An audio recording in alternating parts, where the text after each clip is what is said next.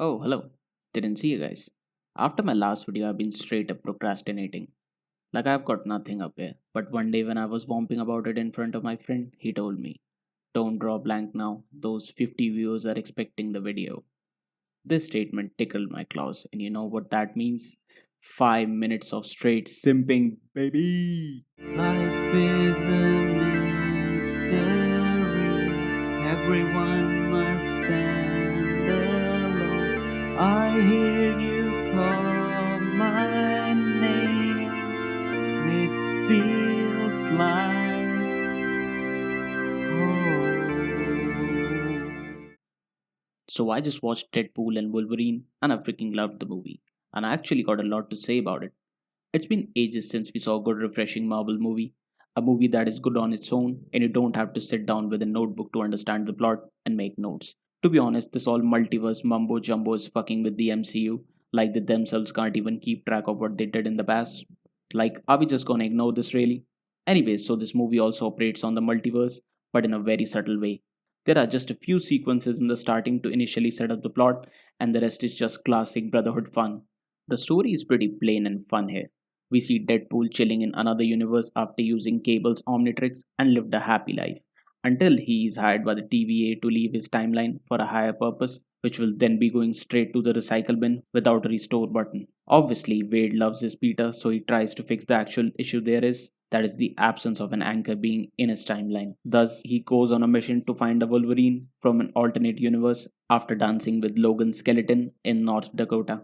Now, I have seen all those X-Men movies, and man, Marvel didn't label any of these Earths earlier until now. But what the fuck am I supposed to do with that now? You know what? This is the bit where Marvel is using the trust me bro logic, but don't worry.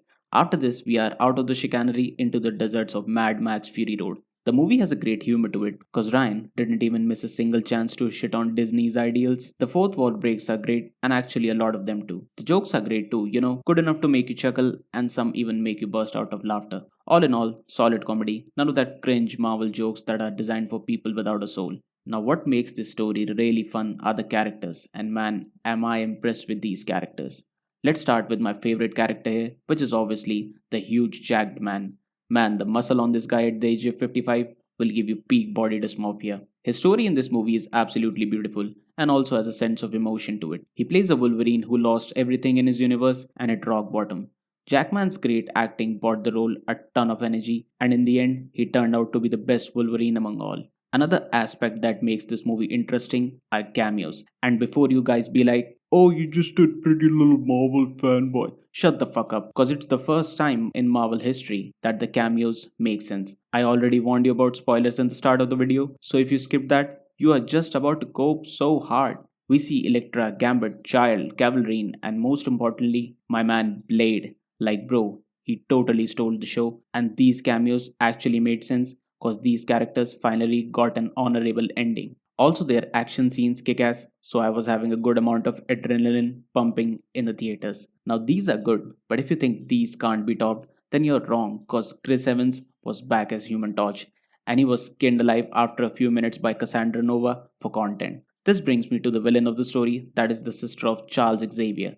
Now, I want to address something here. If you guys went in there expecting for some multiversal crap as villain and you're just complaining since you watched the movie, shut your bitch. I know that after Endgame, people have been brainwashed into thinking that every Marvel movie should be a Avengers level threat movie. But to be fair, isn't that boring? Like, yeah, we can enjoy a clusterfuck once in a decade, but Marvel needs to go back to the roots and bring out new villains that last a single movie, simultaneously building up for the big bad. This movie ticked all the check marks of a good Marvel movie, which was refreshing to watch and also a break from all the note taking. Like, people were actually going online before watching a movie to understand the entire lore. I'm not saying this is bad, but that lore didn't even make sense in the end. Anyway, this is all fun and games, but it's an action movie, which is what people came for in the theaters, and boy did it deliver.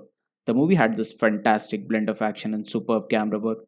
There were shots in the movie which will satisfy your craving for that epic Deadpool and Wolverine killing spree. George Richmond is a freaking wizard in this movie and he has cooked well. However, the movie also had some plot holes, but yes, they are just in the start to kind of reset things up and they absolutely won't hinder with your movie watching experience.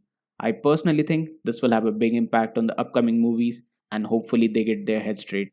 My rating for this movie is a very solid 8.5. Like, you guys will have a great time in the theater, and you will hopefully leave the theater with a big smile on your face.